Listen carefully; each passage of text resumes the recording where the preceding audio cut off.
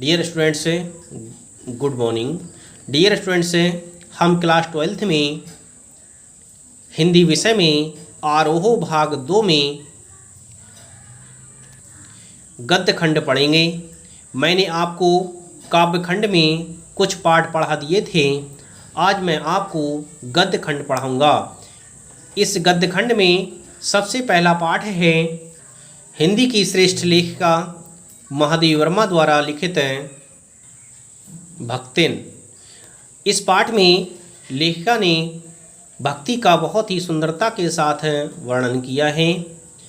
इस पाठ को पढ़ने से पूर्व मैं आपको महादेवी वर्मा के विषय में पढ़ाऊंगा कि महादेवी वर्मा कौन थीं और उन्होंने हिंदी जगत को किस तरह से प्रकाशित किया था।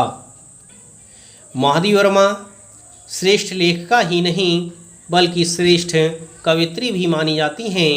जितनी सुंदरता के साथ उन्होंने गद्य साहित्य को लिखा है, उसी तरह से काव्य साहित्य का भी वर्णन किया है। उन्हें काव्य साहित्य में भी बहुत अधिक प्रसिद्धि प्राप्त हुई है। महादेवी वर्मा का जन्म सन 1907 ईस्वी में फर्रुखाबाद में हुआ था। फर्रुखाबाद उत्तर प्रदेश में आता है। इस तरह से महादेवी वर्मा का जन्म सन 1907 ईस्वी में उत्तर प्रदेश के फर्रुखाबाद जिले में हुआ था।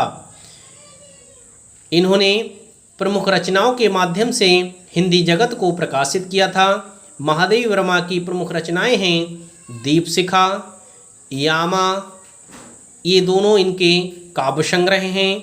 श्रृंखला की कड़ियाँ, आपदा, संकल्पिता, भारतीय संस्कृति के स्वर, यह इनके निबंध संग्रह हैं। अतीत के चलचित्र, स्मृति की रेखाएं, पथ के साथी, मेरा परिवार, यह इनके संस्मरण रेखा चित्र हैं। इस तरह से इन रचनाओं के माध्यम से महादेवी वर्मा को हिंदी जगत में बहुत अधिक प्रसिद्धि प्राप्त हुई थी। इन रचनाओं के माध्यम से महादेवी वर्मा को छायावादी रचना के कवियों में प्रमुख स्थान प्राप्त होता है। छायावादी कवियों में यदि ब्रह्मा, विष्णु, महेश को गिना जाता है तो इन्हें भी अच्छी तरह से याद किया जाता है। छायावादी युग की यह प्रकाश स्तंभ मानी जाती हैं। इन्हें विभिन्न प्रकार से पुरस्कार प्राप्त हुए थे। उन पुरस्कारों में ज्ञानपीठ पुरस्कार इन्हें यामा रचना पर प्राप्त हुआ था। यामा रचना को इन्होंने 1983 ईस्वी में रचित किया था। इस यामा के लिए उन्हें ज्ञानपीठ पुरस्कार प्राप्त हुआ है। उत्तर प्रदेश हिंदी संस्थान का भारत भारती पुरस्कार, पद्म भूषण पुरस्कार इन्हें 1956 ईस्वी में प्राप्त हुआ था। इस तरह से महादेवी वर्मा ने हिंदी जगत में बहुत अधिक प्रसिद्धि को प्राप्त किया था। महादेवी वर्मा का निधन सन 1987 ईस्वी में इलाहाबाद में हुआ था। इस तरह से हिंदी जगत को प्रकाशित करने वाली, हिंदी जगत को सूर्य के समान प्रकाशित करने वाली महादेवी वर्मा की मृत्यु सन 1987 ईस्वी में इलाहाबाद में हुई थी। संसार के मानव समुदाय में वही व्यक्ति स्थान और सम्मान पा सकता है, वही जीवित कहा जा सकता है जिसके हृदय और मस्तिष्क ने समुचित विकास पाया हो और जो अपने व्यक्तित्व द्वारा मनुष्य समाज से रागात्मक के अतिरिक्त बौद्धिक संबंध भी स्थापित कर सकने में समर्थ हो। साहित्य सेवी और समाज सेवी दोनों रूपों में महादेवी वर्मा की प्रतिष्ठा रही है। महादेवी वर्मा केवल साहित्य सेवी ही नहीं बल्कि समाज सेवी भी रही हैं। इन्होंने समाज में भी बहुत अधिक कार्य किए थे।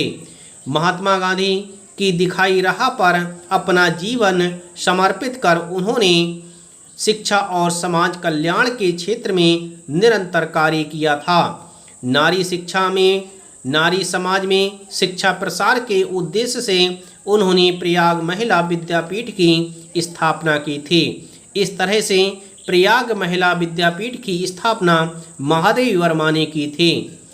साहित्य जगत में महादेवी वर्मा की प्रतिष्ठा बहुमुखी प्रतिभा के रचनाकार के रूप में रही है। अगर कविता के क्षेत्र में वे छायावाद के 4 स्तंभों में से एक मानी जाती हैं। अन्य 3 स्तंभ हैं पंत, प्रसाद, निराला।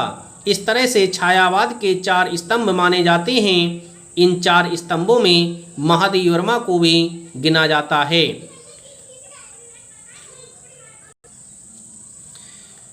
इस तरह से इन 4 स्तंभों में महादेवी वर्मा का भी नाम लिया जाता है।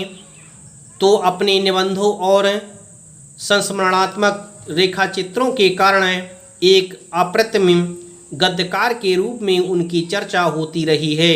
कविता और गद्य इन दोनों क्षेत्रों में उनकी प्रतिभा अलग अलग स्वभाव लेकर सक्रिय हुई दिखती है।